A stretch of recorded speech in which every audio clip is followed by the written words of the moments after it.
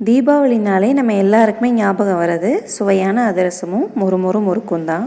ஈஸியாக அதிரசம் எப்படி பண்ணுறதுன்னு ஸ்டெப் பை ஸ்டெப்பாக இந்த வீடியோவில் பார்க்கலாம் வாங்க. முறுன்னு முறுக்கு செய்கிறது எப்படின்னு டிஸ்கிரிப்ஷன் பாக்ஸில் லிங்க் கொடுத்துருக்கேன், செக் பண்ணி பாருங்கள், உங்களுக்கு ரொம்ப யூஸ்ஃபுல்லாக இருக்கும். இப்போ அதிரசம் பண்ணுறதுக்கு தேவையான பொருட்கள் என்னென்னு பார்த்துடலாம்.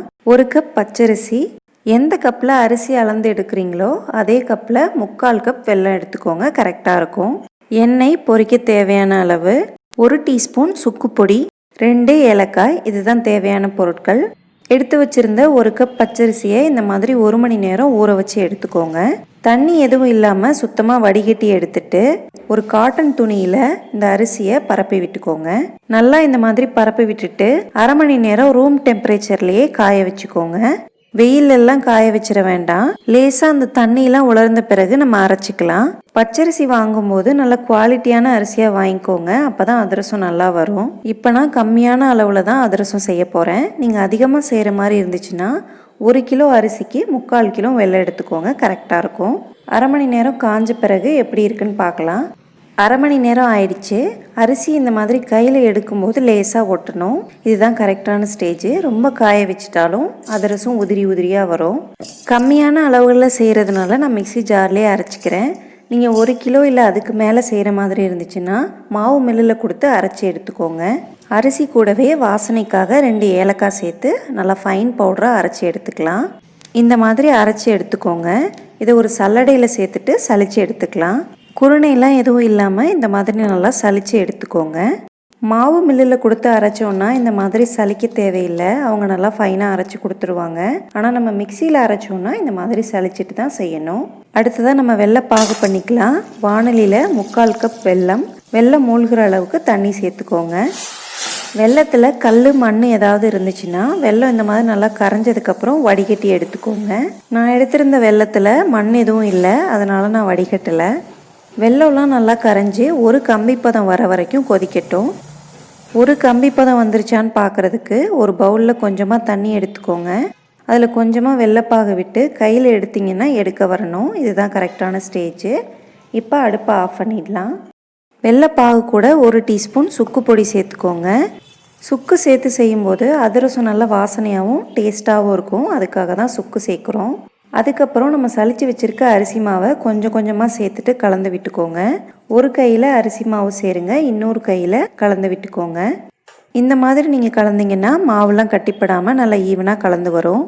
ஹெல்ப்புக்கு யாராவது இருந்தாங்கன்னா அவங்கள மாவு கொட்ட சொல்லிவிட்டு நீங்கள் கலந்துக்கலாம். அப்படி செய்யும்போது ரொம்ப ஈஸியாக இருக்கும். இதே மாதிரியே நம்ம மாவு எல்லாத்தையும் கொஞ்சம் கொஞ்சமாக சேர்த்து கலந்துக்கலாம். ஒரு கரண்டி மாவு சேர்த்துட்டு அதையெல்லாம் நல்லா கலந்ததுக்கப்புறம் அடுத்த கரண்டி மாவு சேருங்க. இப்போ நான் 90% மாவு சேர்த்துருக்கேன், நல்லா திக்காகி வந்திருக்கு. கடைசியாக எல்லா மாவையும் சேர்த்துட்டு கலந்து காட்டுறேன் பாருங்கள்.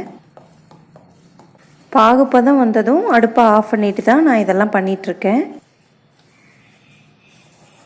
நம்ம சலிச்சு எடுத்த எல்லா மாவையும் சேர்த்தாச்சு. 1 கப் அரிசிக்கு 3/4 கப் வெல்லம் கரெக்டாக இருந்துச்சு. மாவு எடுக்கும்போது இந்த மாதிரி கன்சிஸ்டன்சியில் இருக்கணும், இதுதான் கரெக்டான பக்குவம். இப்போ நம்ம இதை ஒரு பாத்திரத்தில் மாற்றிக்கலாம். பாருங்கள் அதிரச மாவு எவ்வளோ சூப்பராக ரெடியாக இருக்குன்னு. பாத்திரத்தில் சேர்த்துட்டு ட்ரை ஆகாமல் இருக்கிறதுக்கு இதுக்கு மேலே 1 டேபிள் ஸ்பூன் எண்ணெய் சேர்த்துக்கோங்க. எல்லா பக்கமும் ஸ்ப்ரெட் பண்ணி விட்டுட்டு மூடி போட்டு 24 மணி நேரம் அப்படியே வச்சிடலாம். அதுக்கப்புறம் நம்ம அதிரசம் செஞ்சால் தான் டேஸ்ட் நல்லாயிருக்கும். ரொம்ப சூடாக இருக்கும் போதே மூடாமல் ஆறின பிறகு மூடி வச்சுக்கோங்க. இப்போ 24 மணி நேரம் ஆயிடுச்சு. நான் மாவை எடுத்து காட்டுறேன் பாருங்கள், எவ்வளோ சூப்பராக வந்திருக்கு பாருங்கள். மாவு கையில் எடுக்கும்போதே நல்லா சாஃப்டாக இருக்குது. இதை இப்போ நம்ம அதிரசம் செய்ய ஆரம்பிச்சிக்கலாம். லேசாக அழுத்தம் கொடுக்கும்போதே அதிரசம் நல்லா ஈஸியாக தட்ட வருது.